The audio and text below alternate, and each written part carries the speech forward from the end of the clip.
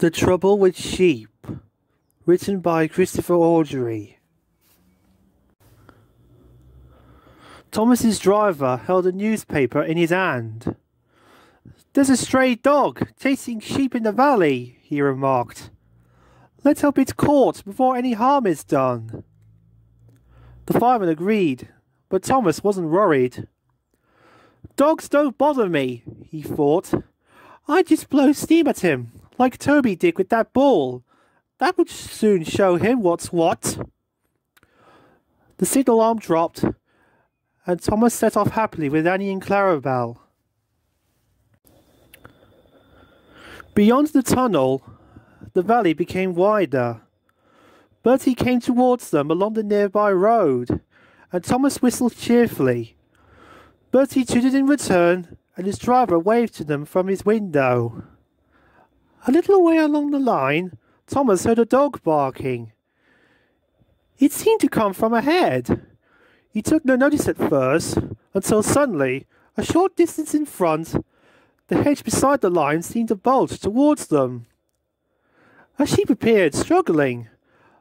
Another jumped over it and ran onto the track. And all at once, a small flock seemed to overflow across the line. A black and white dog followed, barking furiously. "Whoa, Thomas!" called his driver. But Thomas didn't need telling. With a grinding of his brakes, he came to a standstill as quickly as he could. Several passengers looked out of the carriage windows to see what was happening. The dog stopped barking. Thomas found that he didn't need to blow steam at him. As soon as the dog saw Thomas, it turned and ran quickly through the gap in the hedge and across the field. But the poor sheep, thoroughly confused and frightened, didn't know what to do. Some ran along the line. Some stood quivering with fright, while others, braver than the rest, just went a little way off and began to eat the grass on the cutting. "I know whose sheep those are," said the fireman. "He lives just over there. I'll nip across and get help." He was soon back with a shepherd and two sheepdogs. In next to no time, they had running up the sheep and guided them back through the gap in the hedge into their field. Meanwhile, the guard had been making sure nothing ran into the train. He came back just as Thomas's driver and fireman were climbing back into their cab, and the last sheep was disappearing through the hedge. "Right, Thomas," said his driver. "Away we go." But Thomas couldn't move. "My wheels won't turn," he complained. "Something's wrong with the brakes," said the fireman. "Bother," said the guard when they told him. "Now I shall have to go all the way back to the signal box again to tell them why we can't move yet after all. Can you fix it, or do you want me to ask for a fitter?"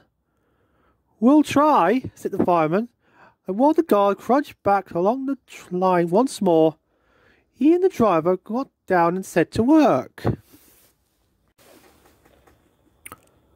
Thomas waited thoughtfully for a while, but soon became impatient. He seemed to have been waiting for ages, though it was really only about 10 minutes. "Are we ever going to start?" he thought crossly. Suddenly he heard a shout from his driver. "Got it!" he called, and went to work with a spanner. "A brake pipe had worked loose when we stopped suddenly," he explained as he climbed back into the cab. "We'll be all right now." There was a hiss, and Thomas felt his brakes come off. "Right," said the driver, opening the regulator to let steam into Thomas's cylinders. "Away we go." Get a move on, puffed Thomas impatiently. Wait a minute, wailed Clarabelle. But Thomas was in a hurry and took no notice.